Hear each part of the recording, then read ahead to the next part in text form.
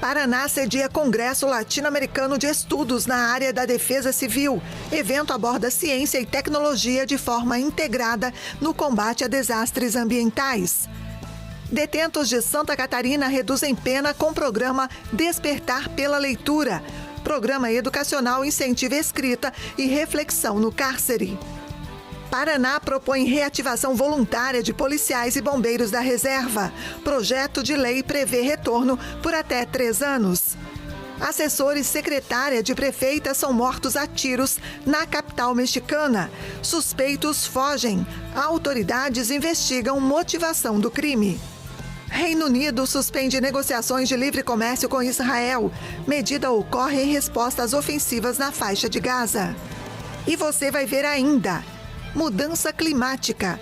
Estudo investiga impacto do Ártico na saúde dos ursos polares. Região está 4 vezes mais quente que resto do planeta. Essas e outras notícias a partir de agora, no Pix News.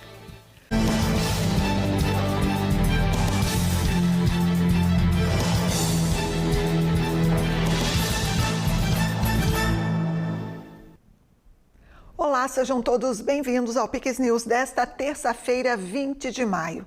Agora no horário de Brasília, 8h03. O Rio Grande do Sul será o primeiro estado do sul do Brasil a receber um cabo submarino de conexão internacional.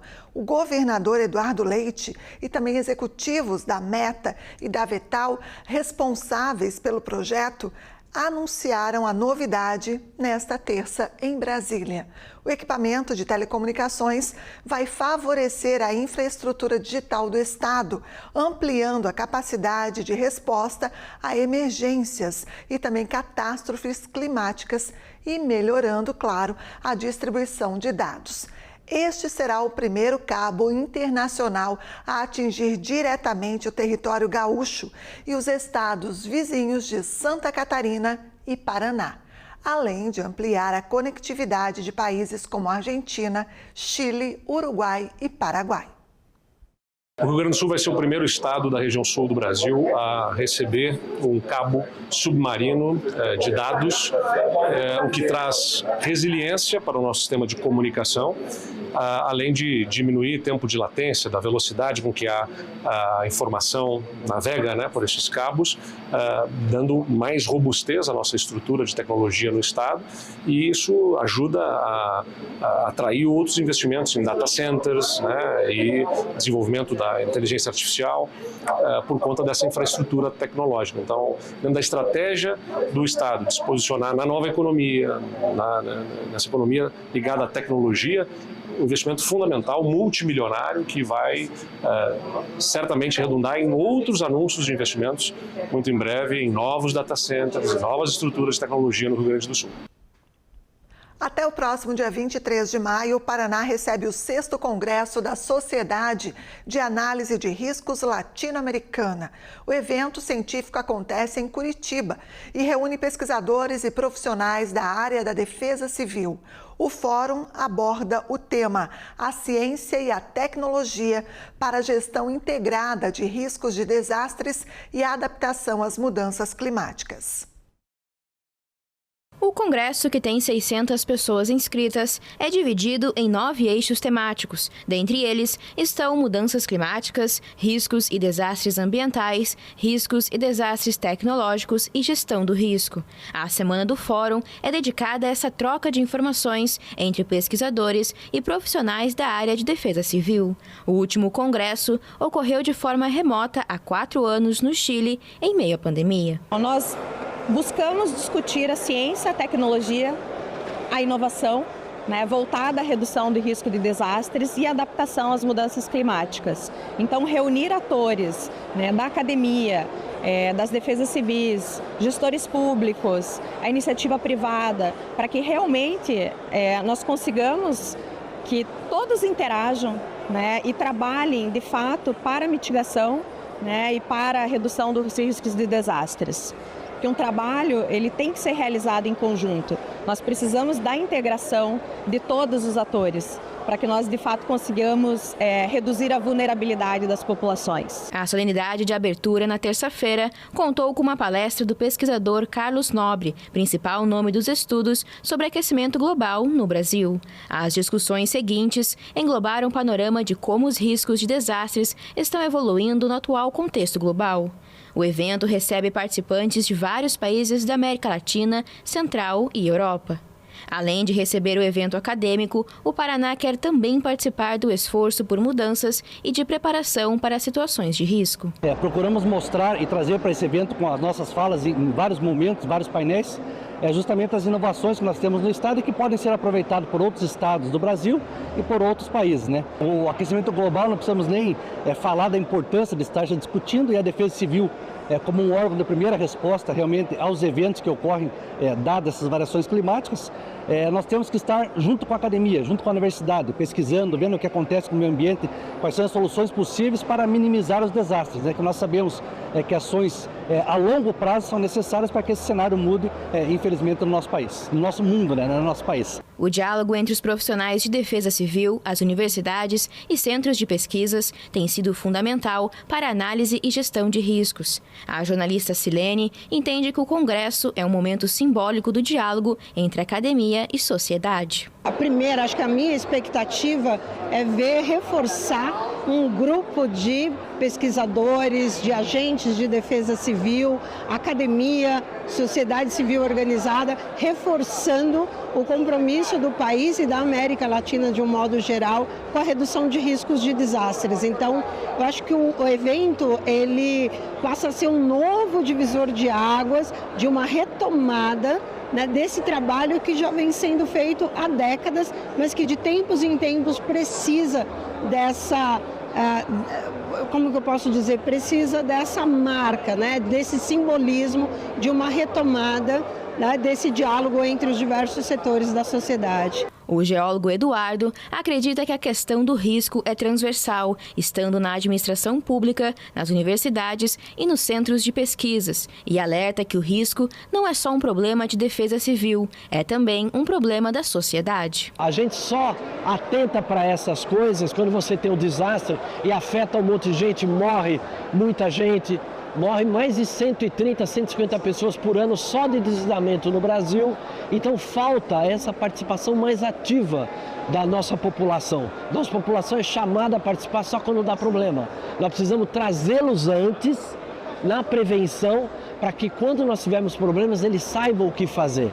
E aí, sabendo o que fazer, você cuida de si mesmo, você faz aquilo que é o autocuidado. E isso é mais importante, às vezes, até do que o trabalho público. A pessoa se cuidar sozinha, cuidar da sua vida, proteger a sua própria vida. Afinal, a vida é o nosso bem mais precioso. Temos que cuidar dele, né? As discussões e apresentações do 6º Congresso ocorrem pelo período da manhã e tarde, até quinta-feira, 22 de maio, sendo o evento encerrado com uma premiação para os melhores artigos apresentados durante o período. Os trabalhos, no entanto, seguem no dia seguinte, quando serão realizadas 9 visitas técnicas, divididas por áreas de interesse e atuação. O governo paranaense encaminhou à Assembleia Legislativa do Paraná um projeto de lei que autoriza a designação de policiais e bombeiros militares da reserva para voltarem à ativa. A proposta, que vai ser analisada pelos deputados, prevê que os militares estaduais inativos, aposentados com proventos integrais, seja por tempo de serviço ou por idade, possam retornar à atividade por até 36 meses, com possibilidade de renovação pelo mesmo prazo. Caso o projeto seja aprovado, a designação deverá ser feita por ato do comandante-geral da respectiva corporação, considerando o interesse público e a conveniência administrativa, além de critérios como disponibilidade orçamentária, aptidão física e mental e manifestação voluntária do militar. O quadro designado permite a militares estaduais que já estão na reserva há menos de 10 anos e também aqueles que estão para entrar na reserva que continuem na atividade operacional ou administrativa, com os mesmos direitos, prerrogativas e deveres. Não poderão ser designados os policiais e bombeiros que tenham sido reformados, que integrem a reserva não remunerada ou estejam afastados há mais de 10 anos. Também estão impedidos profissionais denunciados, condenados por crime, contravenção penal ou improbidade administrativa. Os militares designados vão receber uma verba indenizatória mensal equivalente a 70% do salário de um soldado da primeira classe, cerca de R$ 4.300, sem direito à incorporação futura. Essa designação não permite que os profissionais assumam funções como comando, chefia, direção e cargos comissionados. Esse quadro, além de possibilitar os militares estaduais voluntários que permaneçam na atividade, também melhorem muito a segurança pública, uma vez que nós teremos policiais experientes, policiais capacitados a serviço da sociedade paranaense. O projeto também prevê a revogação dos novos chamamentos ao Corpo de Militares Inativos Voluntários, criado em 2017. Quem faz parte desse grupo poderá optar pela nova designação, se atender todos os requisitos estabelecidos. O Tribunal Superior Eleitoral informou hoje que deve cancelar mais de 5 milhões de títulos eleitorais de pessoas que faltaram às 3 últimas eleições sem apresentar justificativa ou pagar as multas necessárias. O prazo para regularizar a situação do título terminou ontem. No entanto, ainda tem uma última chance. Para isso, é necessário comparecer a um cartório eleitoral ou acessar o autoatendimento na internet e fazer um requerimento.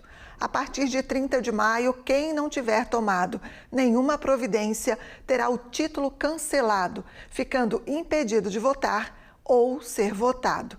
O eleitor pode verificar se teve o documento cassado consultando a situação eleitoral no site do TSE, tse.jus.br. Mais da metade da população carcerária de Santa Catarina está envolvida em atividades educacionais. Um dos destaques é o programa Despertar pela Leitura, que além de incentivar o hábito de ler, oferece remissão de pena para os participantes. A iniciativa tem transformado rotinas dentro das unidades prisionais do estado.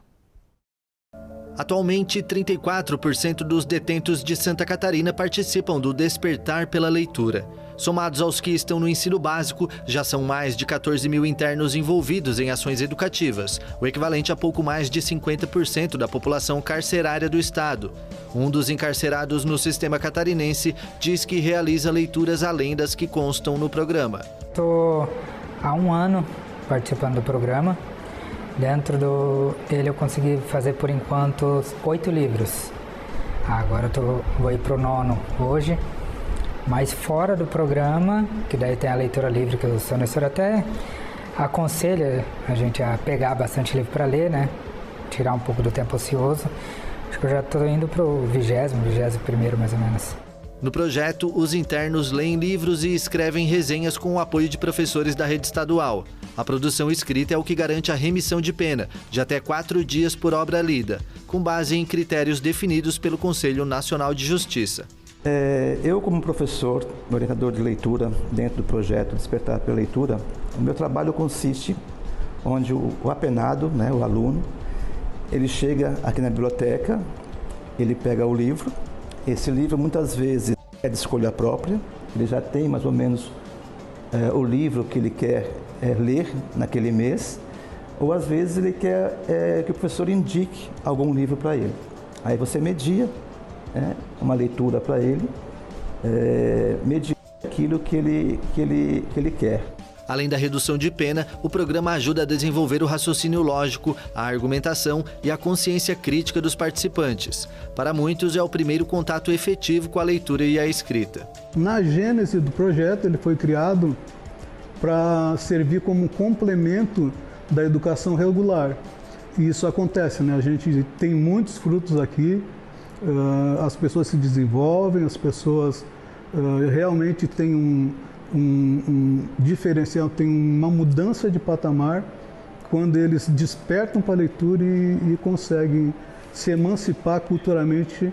E a remissão e o despertar pela leitura é uma ferramenta importante para esse processo. A expectativa é de que esse contato com o conhecimento contribua para a ressocialização dos internos e amplie as possibilidades de reintegração à sociedade após o cumprimento da pena. Eu acredito que é o norteador de mudanças, né? Mudanças pessoais, mudanças internas, a mudança de postura, de vocabulário. O apenado, quando ele chega para ler um livro, e quando ele lê um livro, ele tem um posicionamento crítico em relação à sociedade e em relação até mesmo como ele vive dentro de um cárcere.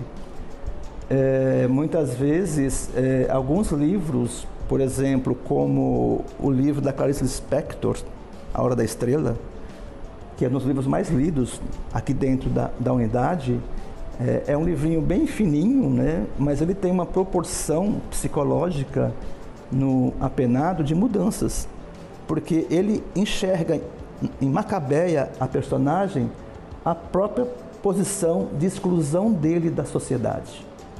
Então tem alguns casos de alguns alunos que após lerem o livro, chega para mim e diz assim: professor, eu me sinto igual a Macabeia.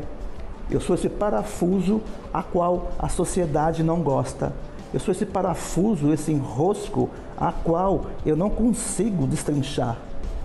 Então, aí você vê que a literatura, né, a leitura, ela fez o seu papel, o seu compromisso social, cultural e crítico, né, para esse aluno. Quer dizer, isso é só um caso.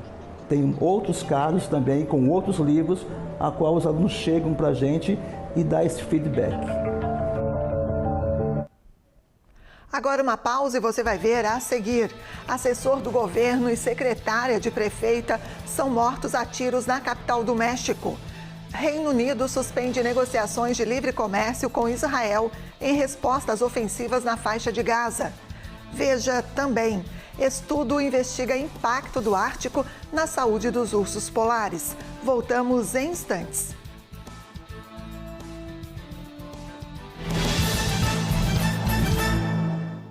Ai, quanta promoção no Comprão! Ai, que descontão! No Comprão sempre dá pra levar mais. Banana caturra, 1,69 o quilo no Clube K. Ovos vermelhos ou brancos com 30, 17,99. Alcatra com maminha a vácuo, 37,79 o quilo. Arroz parboilizado Kika, 1 quilo, apenas 2,99 no Clube K. Feijão preto caldão tipo 1 de 1 quilo, 4,89. Lava roupas brilhante 4 quilos, 29,99. Melhor preço é no Comprão. Ai, que loucura! Mais importante que falar dos 46 mil benefícios oferecidos em universidades catarinenses é falar das histórias que o programa Universidade Gratuita está ajudando a escrever. Em 2 anos, o governo pagou as mensalidades de milhares de alunos, tornando possível o sonho da faculdade em todas as regiões do estado. Informações? Acesse o site. Programa Universidade Gratuita. Oportunidade para quem precisa. Governo de Santa Catarina. O que é Garopaba? É luz, é verão, é esporte, é música, é tainha, é tempero, é história, é encanto, é tradição, é cultura, é pra criança, é pra família. Garopaba é a Garopaba. Venha viver de perto. Hoje eu vou te mostrar qual é a boa em Santa Catarina. 20 centímetros de qualidade. Essa é a boa. E esse trecho tá aqui, é um tapete. Olha aqui, um investimento gigante. Já são mais de 50 obras e ainda tem muito trabalho pela frente. Escuta aí o que o povo tá achando do Estrada Boa. Estrada Boa vai trazer desenvolvimento. Agora o negócio tá indo. Patrola trabalhando, os caminhões. Melhor ideia que tiveram de fazer de concreto. E com certeza vai melhorar para todo mundo. Estrada Boa, Governo do Estado de Santa Catarina. Estamos de volta, agora 8h18. A secretária da prefeita de Cidade do México, Clara Brugada, e um assessor do governo foram mortos a tiros nesta terça-feira em uma avenida movimentada da capital mexicana. O assassinato levanta o alerta sobre violência política.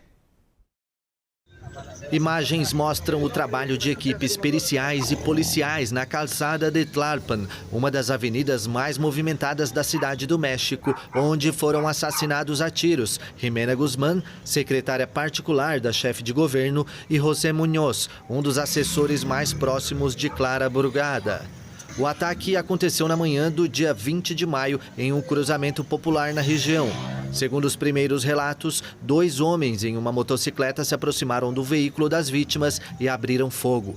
O governo confirmou tratar-se de uma agressão direta e as investigações estão a cargo da Secretaria de Segurança Cidadã e da Procuradoria-Geral de Justiça da capital, com apoio federal. O governo da Cidade de México informa que lamentavelmente perderam a vida durante uma agressão. Em um comunicado oficial, a presidente do México falou sobre o ocorrido, dizendo que o governo da cidade anunciou a morte de Jimena Guzmán e José Muñoz em uma agressão direta na esquina da calçada de Tlalpan com a rua Napoleão, na Colônia Moderna.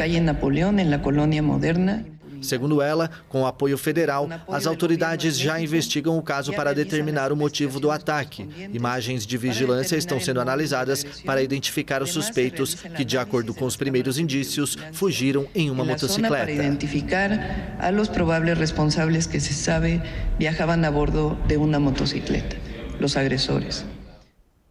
O ex-presidente da Bolívia, Evo Morales, não conseguiu registrar a candidatura e está fora das próximas eleições presidenciais do país. Apoiadores do ex-presidente tentaram inscrevê-lo na noite desta segunda-feira pelo Partido de Ação Nacional Boliviano, mas o Tribunal Supremo Eleitoral afirmou que esta organização não tem reconhecimento legal.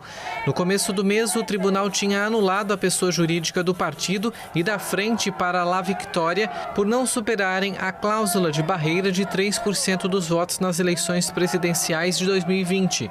Morales escolheu este grupo de última hora depois de renunciar em fevereiro ao governante Movimento ao Socialismo, que ficou sob controle do ex-aliado e atual presidente Luiz Arce. O líder indígena permanece entrincheirado na região cocaleira Chapare, sem poder sair há 7 meses, devido a uma ordem judicial de captura por um caso de tráfico de menores que ele nega. O ex-chefe de Estado também enfrenta uma acusação da Justiça que o desclassificou para as eleições de 17 de agosto. O Tribunal Constitucional retificou na semana passada que Morales, que governou o país entre 2006 e 2019, não pode buscar um 4º mandato por ter exercido o cargo de presidente mais de 2 vezes. Cerca de 350 mil venezuelanos estão sem proteção legal nos Estados Unidos após a suspensão de uma ordem de um juiz federal da Califórnia.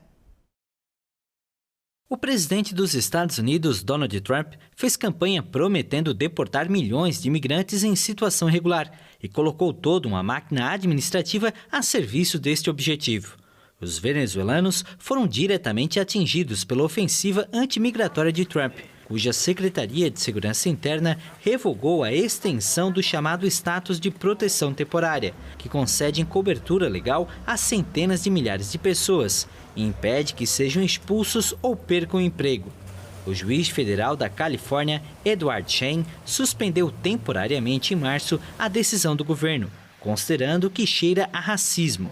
O assessor jurídico da administração, John Sauer, apresentou um pedido de emergência à Suprema Corte, solicitando a suspensão da ordem do magistrado. Na segunda-feira, o Tribunal Máximo não revogou a TPS, mas atendeu ao pedido de emergência apresentado pelo governo, enquanto o caso tramita nos tribunais, o que deixa cerca de 350 mil venezuelanos em situação indefinida. Os Estados Unidos concedem o status a estrangeiros que não podem retornar com segurança aos países de origem devido a guerras, desastres naturais ou outras condições extraordinárias. A Câmara dos Deputados da Itália aprovou hoje a nova lei que restringe o direito à cidadania italiana para quem nasceu em outro país. O texto altera as regras para o reconhecimento da cidadania por descendência, que agora fica limitado a filhos e netos de italianos. Bisnetos, trinetos e gerações mais distantes podem perder o direito ao reconhecimento da cidadania com base na nova regra. A medida havia sido decretada pelo governo no final de março e, a partir de agora, entra em vigor de forma definitiva. Os consulados italianos suspenderam os agendamentos para novos pedidos de reconhecimento da cidadania. Para quem iniciou o processo de reconhecimento de cidadania antes da publicação do decreto do governo, no dia 28 de março, nada muda. A nova lei também prevê a criação de um novo visto de trabalho para descendentes de italianos que não se enquadram nas regras de reconhecimento da cidadania por sangue. Um novo decreto do governo deve regulamentar quais países serão atendidos pela medida. O governo italiano argumenta que a mudança é necessária por motivos de segurança nacional. O Reino Unido suspendeu as negociações de livre comércio com Israel e convocou o embaixador do país em Londres. O governo britânico anunciou nesta terça-feira a suspensão das negociações sobre um acordo de livre comércio com Israel, impôs novas sanções aos colonos da Cisjordânia e convocou a embaixadora do país em Londres devido ao conflito em Gaza. O recente anúncio de que Israel permitirá a entrada de uma quantidade básica de alimentos em Gaza, uma quantidade básica, é total e completamente inadequado. Portanto, precisamos coordenar nossa resposta, porque esta guerra já dura tempo demais. Não podemos permitir que o povo de Gaza morra de fome. Israel afirmou que a pressão externa não vai mudar o rumo do país. As equipes de emergência da faixa de Gaza relataram nesta terça-feira a morte de pelo menos 44 pessoas nos bombardeios de Israel, que intensificou nos últimos dias as operações militares no território palestino devastado. O primeiro-ministro israelense Benjamin Netanyahu afirmou que o objetivo é tomar o controle de todo o território, onde pela primeira vez após 2 meses e meio de bloqueio, permitiu o acesso de ajuda humanitária por razões diplomáticas. 6 caminhões com suplementos nutricionais e leite infantil entraram no território na segunda-feira e a ONU informou que foi autorizada a permitir a entrada de quase 100 caminhões de ajuda no território.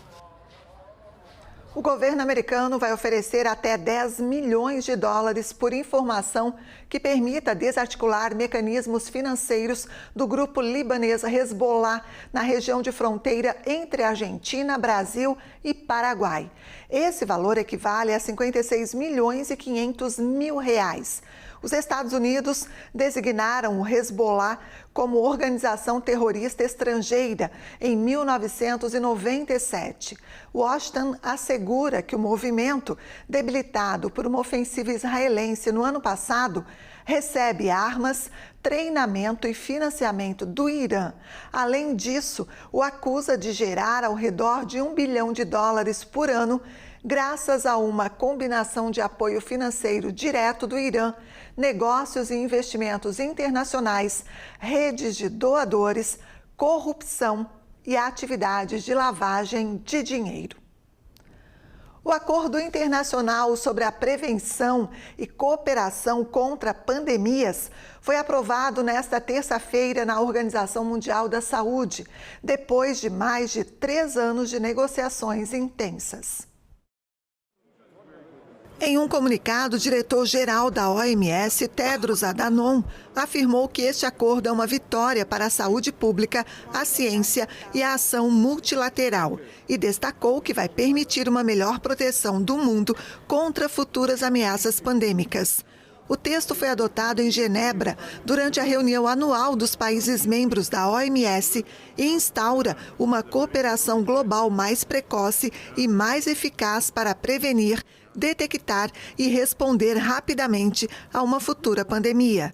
Tudo isso após o fracasso da coordenação coletiva para enfrentar a Covid-19 há 5 anos, quando os países em desenvolvimento enfrentaram um cenário de vacinas insuficientes, acumuladas pelos países ricos, além de escassez de materiais para realizar testes e insumos básicos para atender pacientes, como os respiradores. O acordo busca garantir um acesso equitativo a produtos de saúde em caso de uma nova pandemia. O pacto aprovado nesta terça-feira representa um sucesso ao final de um processo de negociação difícil, em um contexto de cortes drásticos no orçamento da OMS, que cada vez enfrenta mais crises. A saída dos Estados Unidos da organização, decidida pelo presidente Donald Trump, só vai se tornar efetiva em janeiro de 2026. Mas Washington já havia se afastado das negociações nos últimos meses e não enviou representantes à Assembleia da organização. Um estudo científico da Noruega investiga o impacto dos poluentes do Ártico na saúde dos ursos polares. De um helicóptero, um veterinário dispara um dardo anestésico com uma carabina de pressão para paralisar um urso que corria no gelo, assustado com o barulho do aparelho. Mas o uso da arma é só para fazer o animal adormecer. O helicóptero pousa perto dele e, assim, os cientistas fazem a extração de finas tiras do tecido adiposo e coletam amostras de sangue. Mas para que serve esse método? A ideia é representar com a maior precisão possível o que os ursos vivenciam na natureza, mas em um ambiente de laboratório. Para isso, usamos a gordura deles, que expomos aos estresses aos quais eles se submetem, ou seja, poluentes, mas também hormônios do estresse. Os pesquisadores mantêm as amostras por vários dias no navio de expedição e as submetem a contaminantes e hormônios. Eles são congelados para análise em um laboratório quando a equipe retorna à Terra. Além do veterinário responsável por anestesiar os ursos, 2 cientistas trabalham nos animais para realizar biópsias cuidadosamente, coletar amostras de sangue e colocar colares eletrônicos de rastreamento neles. Somente os ursos polares podem usar essas coleiras, devido ao formato dos pescoços. Essas informações, juntamente com os dados de GPS das coleiras, dão aos cientistas uma imagem do estilo de vida e dos movimentos desses animais com a diminuição do gelo. Estamos enfrentando grandes mudanças climáticas, particularmente no Ártico e em Svalbard. O declínio do gelo é absolutamente drástico e o urso polar é um animal endêmico do Ártico, que usa o gelo, especialmente o gelo marinho, para se locomover, se alimentar, caçar focas e se reproduzir. Portanto, o desaparecimento do gelo marinho provavelmente terá consequências significativas para a ecologia espacial, incluindo a maneira como os ursos se movimentam e entendem seu ambiente. O Instituto Polar Norueguês lidera o programa de pesquisa sobre ursos polares em Svalbard há 40 anos. Os estudos feitos pelo Instituto relatam que os ursos da localidade agora mudaram de dieta. What we do see, for example, from blood samples, fat samples or hair samples. O que vemos, por exemplo, em amostras de sangue, gordura ou pelo, é que a dieta deles mudou, e mudou significativamente porque eles passam muito mais tempo em terra. Então você vê nessas amostras que eles comem mais alimentos terrestres, em vez de focas e coisas do tipo. Eles ainda caçam focas, mas também comem ovos de rena, até comem grama e coisas do tipo, embora isso não forneça energia. De acordo com um estudo publicado na revista americana Nature, o Ártico vem esquentando 4 vezes mais rápido do que o resto do planeta desde 1979. Esses animais fascinantes sofrem muito com as mudanças climáticas. Todos nós sofremos, né? E o Pix News fica por aqui. A íntegra desta edição e também as reportagens você pode rever no Pix News HD. Curta e compartilhe os nossos conteúdos. Mais notícias também no site pixtv.com.br. Acesse lá. Fique agora com o CinePix e a gente se encontra amanhã. Até lá. Pix TV, conectando você ao melhor conteúdo todo dia.